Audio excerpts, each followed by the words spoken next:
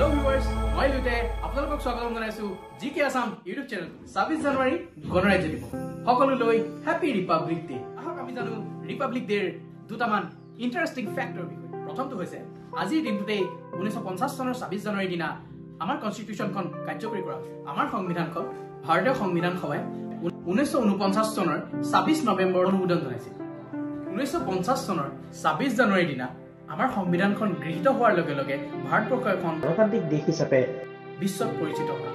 আমাৰ এই ভাৰতীয় সংবিধানখন প্ৰস্তুত কৰিবলৈ 2 বছৰ 11 মাহ 18 দিন সময় লাগিছিল। আটাইতকৈ ইণ্টাৰেষ্টিং দ্বিতীয়টো ফেক্ট হৈছে 26 জানুৱাৰী গণৰাজ্য দিৱসত ফ্লেগ হোষ্টিং কৰা নহয়। ফ্লেগ আনফোল্ড কৰা বছৰ দিনা জাতীয় পতাকাখন তলৰ পৰা ওপৰলৈ উত্তোলন কৰা হয়, তাকে হোষ্টিং বোলা হয়।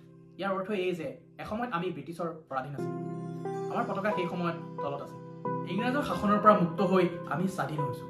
সেয়েহে 15 আগষ্টৰ দিনা আমাৰ পতাকাখন তলৰ পৰা ওপৰলৈ উঠোৱা হয়। 26 জানুৱাৰীৰ দিনা আমাৰ পতাকাখন দণ্ডৰ ওপৰত চাপি ৰখা হয়। ৰছীডাল টান মাৰি সেই পতাকাখন কেৱল উৰিবলৈহে খুলি দিয়া হয়। সেইদিনা তলৰ পৰা ওপৰলৈ পতাকাখন উঠোৱা নহয়। সেই প্ৰক্ৰিয়াটোক আনফোল্ড বুলি কোৱা হয়।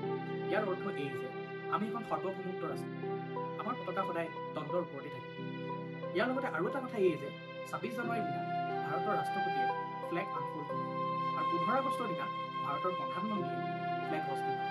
আশা কৰোঁ আপোনালোকে ভিডিঅ'টো চাই ভাল পালে। যদি ভাল পালে এনে ভিডিঅ' পাই থাকিবৰ বাবে আপোনালোকে চেনেলটো ছাবস্ক্ৰাইব কৰি ল'ব আৰু লাইক, শ্বেয়াৰ আৰু কমেণ্ট কৰিবলৈ নাপাহৰিব। ধন্যবাদ।